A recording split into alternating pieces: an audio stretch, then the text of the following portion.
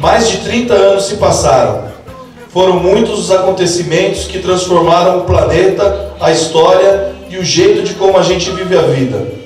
No entanto, a democracia corintiana continua sendo tema de grande interesse, não apenas no mundo do futebol, mas além do jogo jogado dentro de campo. Talvez a democracia corintiana tenha sido a aventura histórica mais fantástica de todos os tempos no futebol.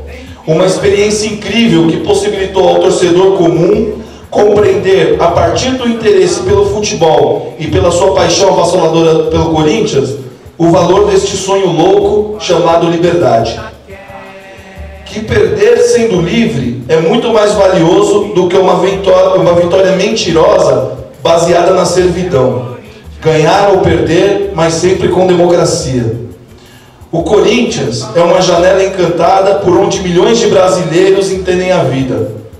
Aqui se vivenciam experiências definitivas, como o desejo de vencer, a estratégia, a superação, a garra, a derrota, a injustiça, o ganhar e perder coletivo, a importância da organização, o poder das massas, a fantástica possibilidade que o Corinthians nos dá, ao mesmo tempo de sermos um fragmento de um todo e também nos tornarmos agentes protagonistas das transformações históricas.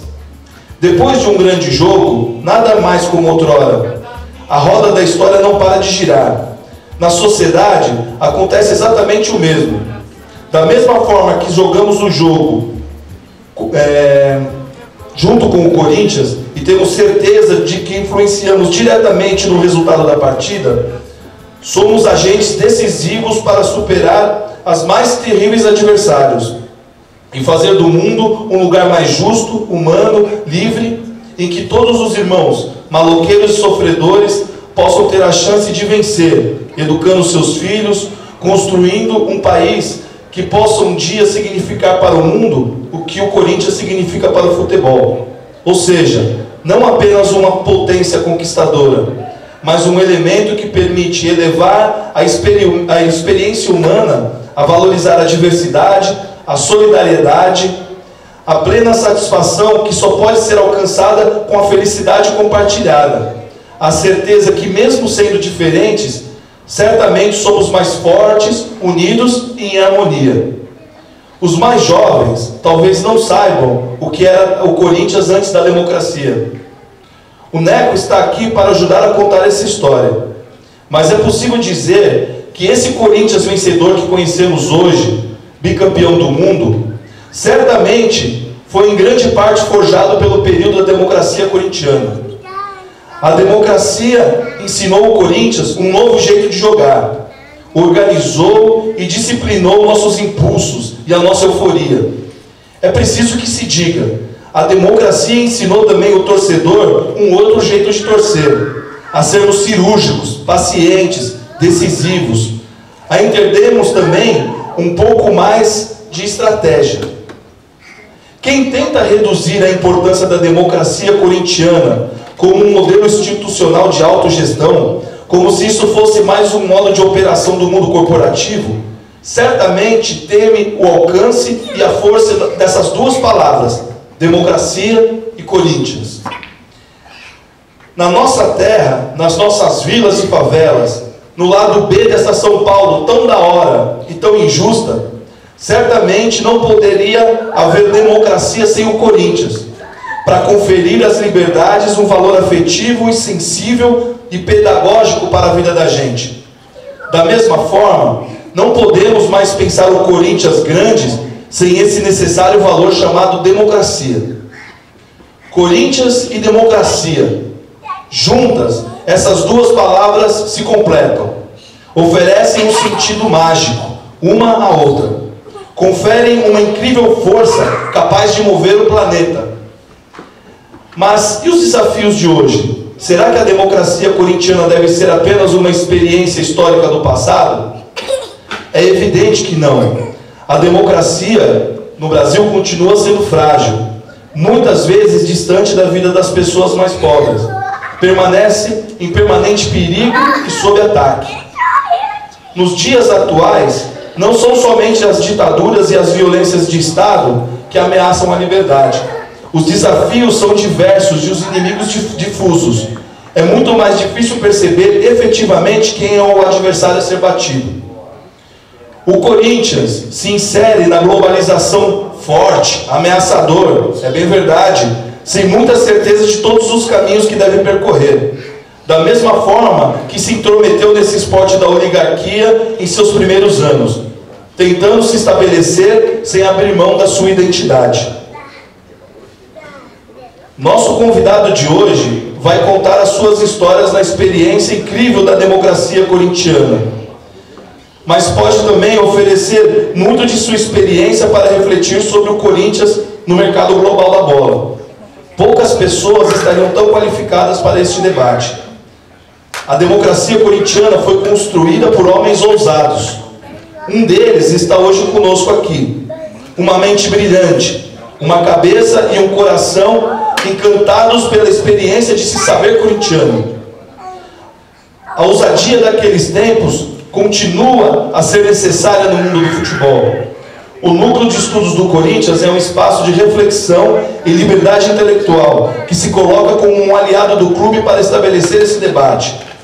O nosso convidado de hoje é um dos maiores publicitários do mundo. Foi vice-presidente de marketing do Corinthians. É autor de livros como Corinthians é Preto no Branco e Corinthians versus os Outros. Convido agora esse grande corintiano a subir ao palco, o senhor Washington Oliveto.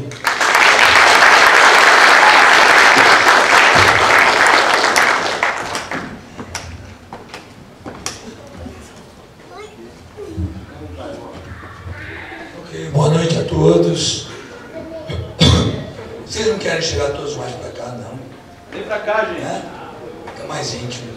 É um prazer estar aqui. Eu adoro o nome desse núcleo de estudos aqui, porque eu tive o privilégio de conhecer o Neco. Eu nasci em 1951, eu 63 anos de idade. Quando eu tinha 4, 5 anos de idade, os meus avós tinham uma casa no litoral sul de São Paulo, praticamente do lado da casa do Neco. Temos aqui as lindas representantes da família. E o meu grande amigo de infância era o Tony, irmão da Kitty, que teve a falta de imaginação de morrer num acidente de automóvel aos 18 anos de idade, neto do Neco, e a gente ia jogar bola com o Neco aos 5 anos de idade, na praia. Era uma figura encantadora, foi uma experiência linda, e eu já tinha noção de que ele, por exemplo, já era uma estátua no Corinthians, já tinha sido, junto com o Arthur Frederich, o grande primeiro jogador da seleção brasileira, e ele contava para nós que naquela época os jogadores de futebol jogavam com calções que tinham cintos. E ele, como capitão do Corinthians, se o pessoal não corresse, ele tirava o cinto e batia com o cinto naquela turma. Eu acho brilhante vocês darem o nome do Neco para esse núcleo de estudos. Parabéns. Eu vou tentar resumir um pouquinho da minha experiência com a democracia corintiana, e eu acho que depois a gente pode bater um papo geral sobre isso.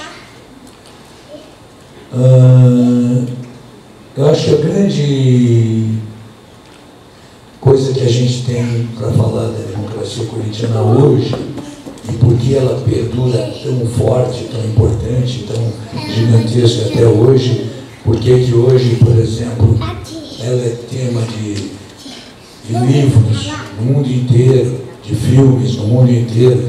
Acabaram de sair documentários no Brasil, na Europa, um até muito bem narrado pelo Cantona, agora me mandaram, sobre a democracia corintiana, porque a democracia corintiana era futebol, mas não era só futebol.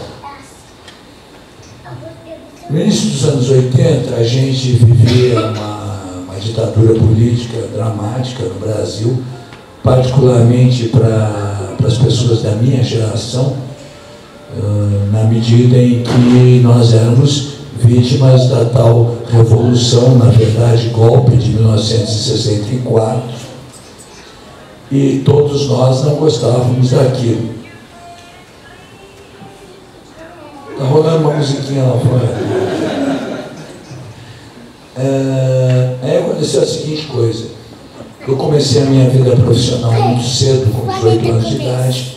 Peguei um período da publicidade brasileira muito próspero, muito favorável. A geração anterior, a minha, tinha deixado tudo muito pronto para um profissional com as minhas ambições. E eu acabei meio considerado uma espécie de menino prodígio da publicidade brasileira, ganhando prêmios internacionais, isso e aquilo. Em 1979, 80, existia uma revista chamada Status, que se permitia a ser uma espécie de Playboy brasileira, uma revista que tinha uma grande entrevista e umas moças peladas. E eu fui entrevistado por essa revista e eu já era o publicitário mais conhecido do Brasil aos 28 anos de idade. Nessa entrevista eu falava de muitas coisas e falava, obviamente, da minha religião Corinthians. Eu nasci em 1951, devo ter ficado corintiano em 1950, quando minha mãe ficou grávida, e virei absolutamente corintiano aos 2 anos de idade, quando o meu tio me deu um uniforme igualzinho ao do Gilmar dos Santos Neves, incluindo uma joelheira. Eu tive o privilégio de assistir o Neco fazendo seus gols. Eu tive o privilégio de ver, apesar de não me lembrar, do time de 54, assim como muito garoto, eu cansei de vir aqui no Parque São Jorge para ver o Ney de Oliveira e o Rivelino treinando. Nessa minha entrevista, no final de 79, eu falava do meu corintianismo, e aí no início dos anos 80, eu recebi um telefonema do Adilson Monteiro Alves, que queria me conhecer.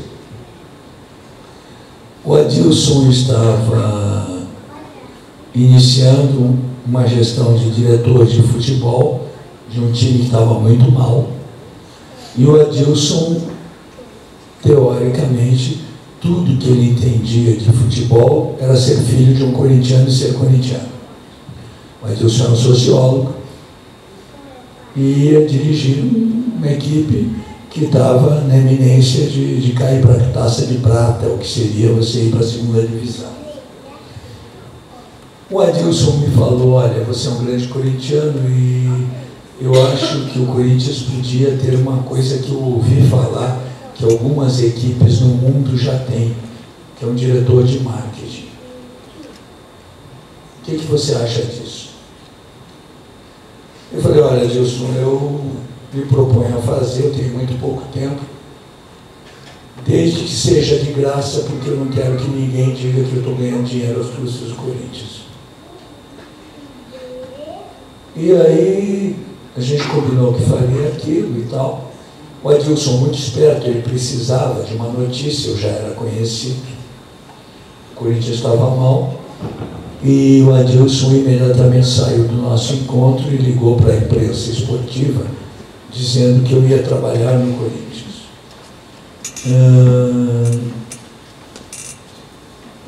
Para vocês terem uma noção em termos de mídia, e é verdade isso, os cargos mais importantes do Brasil em todos os tempos, e são e continuarão sendo assim, eu diria que são a Presidência da República, o Governo de São Paulo, a Presidência do Corinthians, a Presidência do Flamengo e a Presidência da Mangueira. E são 5 cargos em que alguém muda a história do Brasil. Evidentemente, quando o Adilson falou que o Corinthians ia ter a minha presença, a imprensa toda me conhecia, e isso ficou muito visível. E a minha função era fazer um trabalho de marketing. Ou seja, eu começaria a estruturar uma coisa que na época não existia no futebol brasileiro, e que hoje ainda existe de uma maneira muito primária. Eu, na hora, eu falei, bom, eu preciso ganhar uma aceitação social para esse gesto. E eu peguei o fato de que eu já era um profissional conhecido e tido como um homem que tinha ideias. Fiz uma foto minha com a camisa do Corinthians e publiquei um anúncio com o título "Mande uma ideia para o Washington porque ele está precisando". Dizendo, olha, se você é corintiano e você tem uma ideia que possa ajudar o Corinthians, me manda que a gente vai tentar colocar essa ideia em prática. O que eu queria naquele momento?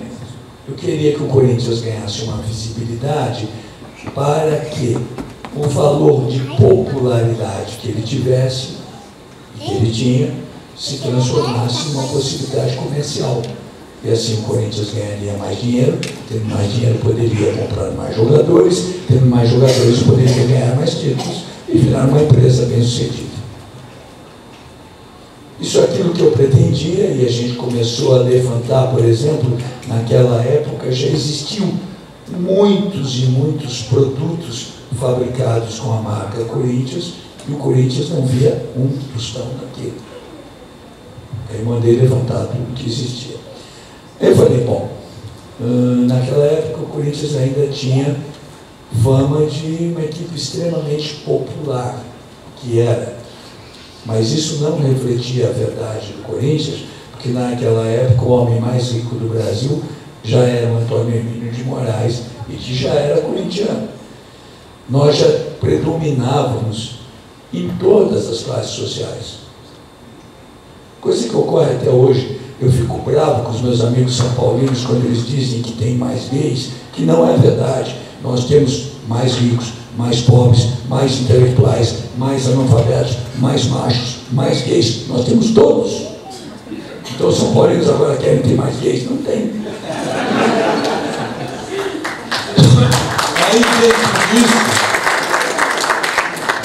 Aí dentro disso, o que acontece? Eu propositalmente eu falei, eu preciso glamourizar a marca Corinthians para ela estar mais dinheiro. Aí eu resolvi inventar um conselho meu, um conselho dos corintianos. Aí eu, de propósito, eu falei, quem vão ser os meus conselheiros? Eu sabia que o Boni, que mandava na Rede Globo, era um grande corintiano. O Boni nasceu em Osasco, corintiano. Eu falei, o Boni será do meu conselho. Por quê? Porque assim eu tenho a Rede Globo. Foi assim que surgiu a novela com Mário Gomes, aquela coisa toda. Foi assim, eu preciso da Editora Abril. Então, por que eu não convido Tomás Souto Correia, grande jornalista, presidente da Editora Abril? Ele falou assim, eu preciso que a mulherada volte ao estádio e a mulherada chique goste do Corinthians. Aí eu convidei a minha querida Glória Calil, a mulher do chique até hoje. E assim foi feito o conselho e assim a gente começou a comercializar a marca Corinthians. Existia um outdoor, uma expectativa de um outdoor aqui atrás da biquinha, que era um espaço jogado fora. E eu falei, vamos transformar isso no outdoor, vendemos para o Bradesco. O clube não tinha lixeiras, aí eu falei, agora a gente vai patrocinar as lixeiras. E isso começou um pequeno empírico projeto de marketing. Só que no meio disso, a gente tinha, porque o futebol, e o Zag sabe disso melhor que todos nós juntos aqui, depende extremamente dos resultados. E nós tínhamos uma equipe que começava a ganhar um contorno tecnicamente bom, particularmente pela liderança de 3 diferentes talentos. O Sócrates, com seu talento incomum, técnico, e com uma formação diferenciada de um jogador de futebol. O Vladimir, com um enorme talento, nascido aqui dentro, e já com uma estrutura política muito bem definida na cabeça, em termos de consciência negra, de uma série de coisas que aconteciam naquele momento. e o Casagrande com uma cultura rock and roll, juventude. Esses três profissionais sinalizavam muito a possibilidade de se fazer alguma coisa diferente. Naquele período, o Corinthians, como toda outra equipe de futebol, tinha uma estrutura primirmã do escravocratismo. O futebol sempre foi assim. O Zag conhece perfeitamente isso, aquela história famosa que depois do jogo os jogadores voltaram para o Hotel Danúbio, onde ficaram concentrados para duchas e massagem, que na verdade era para os casados poderem pegar umas putas. Então, tudo aquilo não era o que a gente sonhava. E a gente percebeu que aqueles atletas poderiam viver um clima de liberdade com responsabilidade. O que é lindo, o que é maravilhoso. E foi assim que, com a liderança dos jogadores capitaneados particularmente pelo Magrão, pelo Vlá e pelo Caso, com o apoio de outros, começou a se criar uma revolução de comportamento aqui dentro. Ou seja, não precisa concentrar, todo mundo sabe a hora de chegar, todo mundo sabe que é para ganhar, que a gente está aqui. Nós vamos ser responsáveis, ninguém é pai de ninguém, ninguém é mãe de ninguém. Nós vamos nos movimentar livremente. Todo mundo aqui é muito jovem, todo mundo tem direito de namorar. Os casados, se quiserem sair com outra mulher, que se expliquem para sua mulher, nós não vamos assumir a responsabilidade de nada disso. Isso foi ganhando um contorno muito bom, porque o time ganhava. A maior parte da imprensa esportiva da época, e até hoje, a imprensa é reacionária. E se perdesse, todo mundo ia dizer, esse excesso de liberdade. E a gente sabia que não era isso, era que perder, inclusive, faz parte, de vez em quando faz parte. Aliás, a derrota é uma grande maneira de aprender as próximas histórias. E aquilo começou a ganhar um corpo, começou a ficar interessante e se comentava aquilo. Existia uma boa parte da imprensa que nos apoiava, mas que era pequena, particularmente o meu querido amigo Osmar Santos e o meu, inclusive, padrinho do meu filho Juca Kifuri, alguns outros jornalistas, e outros criticavam, até porque também existia uma história de jornalista que se aproveitava do clube, isso historicamente sempre tem. Mas o movimento foi ganhando um corpo muito grande e eu percebi que se o movimento tivesse um rótulo, seria muito bom para a gente valorizar alguns produtos que a gente poderia comercializar. Por outro lado, assim como a gente sonhava jogar futebol com liberdade, todos nós sonhávamos viver num país com liberdade. E a gente tinha uma coisa atípica, a gente foi a primeira geração em que os, entre aspas, cartolas, e essa foi a minha primeira e única e definitiva experiência, eu nunca quis ser cartola de porra nenhuma, a gente tinha a mesma idade dos jogadores, então era muito parecido. Aquilo começou a ganhar um peso da imprensa, dizendo que a gente era diferente, e nós começamos a ganhar espaços na intelectualidade. Aí eu resolvi pesar a mão um pouquinho mais nisso, e aí eu liguei para minha querida amiga, já na época, Rita Lee, e eu falei, Rita, eu não quero o meu time indo para puteiro depois do jogo. Eu quero os meus moleques indo dançar rock and roll, e indo namorar as meninas universitárias. Não quero eles com vagabundas. Então, eles vão todos para os shows de rock and roll depois. Aí a gente pegou um bar na Bela Sintra chamado Woodstock, e a gente alugava esse bar de domingo, de quarta-feira, até depois dos jogos. E aquilo foi ganhando um clima, e o time só ganhando. E aí a gente virou a bola da vez dos intelectualizados. E fomos convidados para conversar com os estudantes. Naquele momento existia repressão política, os estudantes da PUC, Universidade Católica, onde aconteciam os shows de volta de Caetano, Gil, Chico, os exilados e tal. E era um debate onde estava eu, Adilson, e o Magrão, o Sócrates, para discutir com a plateia o que estava sendo feito. O mediador do debate era o Juca Kfouri. Nós começamos a falar o que tinha sido feito e o Juca, uma hora, falou assim: se eu estou entendendo bem isso é uma democracia de corintianos. Quando ele falou, eu falei, achei o nome e anotei, Democracia Corintiana.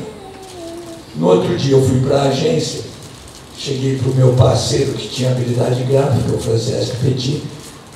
Eu falei, Paco, você vai me fazer um desenho escrito Democracia Corintiana, que eu quero que seja a marca, mas que pareça a marca da Coca-Cola, com o sanguinho do PMDB, que é contra o governo. E assim foi feita a marca. Liguei para o Adilson e falei, Adilson, agora a gente queria a marca. Por que eu queria a marca?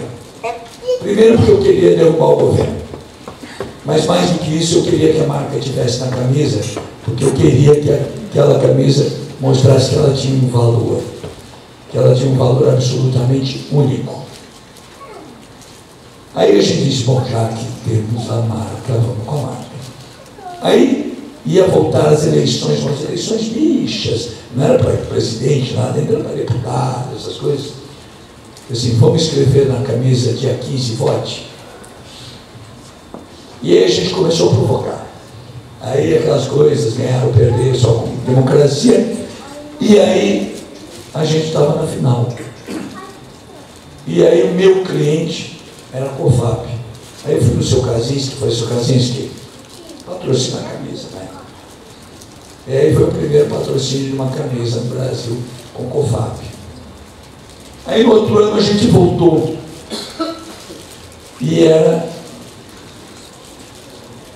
o Corinthians contra o São Paulo. E o meu cliente era Bombril. E o dono da Bombril era São Paulino. Aí eu falei para ele, Ronaldo, você é São Paulino, o Corinthians vai ganhar essa porra. Vamos fazer uma coisa. Melhor ainda do futebol. Você patrocina os dois. Os dois jogam com o Bombril. E assim foi feito um embrião onde a democracia corintiana misturava comunicação, um projeto de ajuda à democratização do Brasil e o embrião da estrutura comercial, do futebol profissionalizado.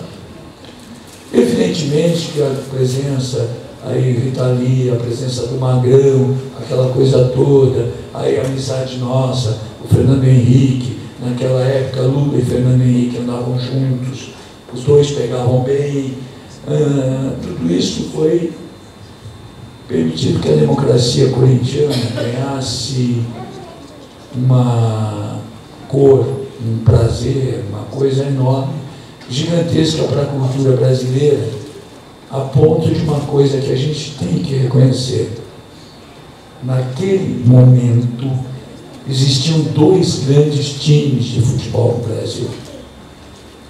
O Corinthians da democracia corintiana, com Sócrates, com Piro trabalhando para cacete para o Magrão jogar na sombra, com Zenon, com o Flávio, aquela turma, e o Flamengo de Zico, Adílio, Paulo César Capejani e tal. Há que reconhecer que o Flamengo era um time superior ao nosso. No entanto, hoje, passados todos esses anos, quem virou filme, quem virou livro, quem virou história, foi o Corinthians da democracia corintiana, porque era futebol, mas não era só futebol. Era futebol e tudo que esse núcleo aqui vem discutindo o tempo inteiro. Essa foi a experiência única, para nós notável. Eu tinha prazo de validade, eu tinha dito, ó, faço e vou embora. Eu nunca fiz uma campanha política na minha vida, não queria me meter com política em futebol, onde inclusive eu desconfio normalmente de todos os dirigentes. Mas foi uma experiência muito única e realmente uma mãezona de projetos, alguns mais ou menos competentes, que foram feitos anos depois.